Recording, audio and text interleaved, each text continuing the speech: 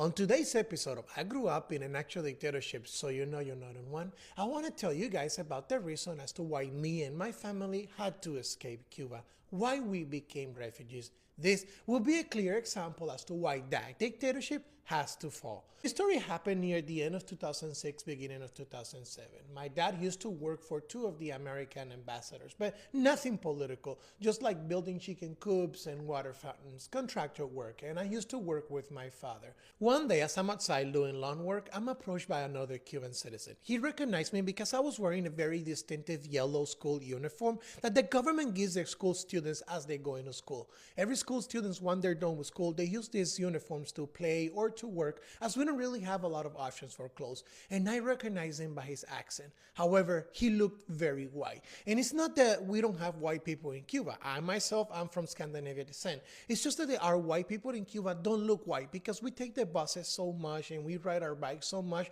The sun is constantly hitting our skin and causing deterioration on it. So the fact that he looked white meant that he was having a very good life. And he was living 2 houses down from where the American ambassador lived. And mind you, these houses that they give the American people in Cuba, the American ambassadors, they are huge. We're talking about 7,000 or 8,000 square footage home. Even the American ambassadors themselves told us we don't live this well in the United States. So the fact that a Cuban citizen was living next to this person and living this well, he must have been someone important. Then I don't know who he was, but he came up to me and said, "Hey, little boy, are you Cuban?"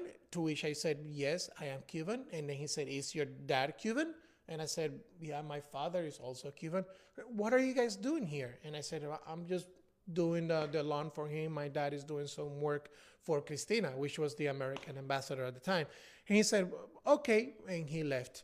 After that, I told my dad when he came out what had happened, and my dad just dismissed it. In his face, there was no concern, but I can only imagine inside of him what must be going through his mind, that some random person just came up to me and asked me these questions. And a few days later, my father was right to worry. He gets called into a military base and asked some very specific but random questions. He guys sat down and he says, "This man arrived from Miami, and in his briefcase, he had drugs. And he had your information as you were going to be a mule."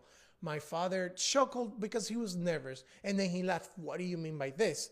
And then the government person that was talking to my father told him, "This is the story we're going to say if you don't stop working for the Americans. We're going to accuse you of what they call in Cuba un expediente de peligrosidad," basically accusing him of doing terrorism. And they're going to put him in jail for doing drug trafficking, for building a chicken coop, for building a water fountain. My dad was being labeled a terrorist just because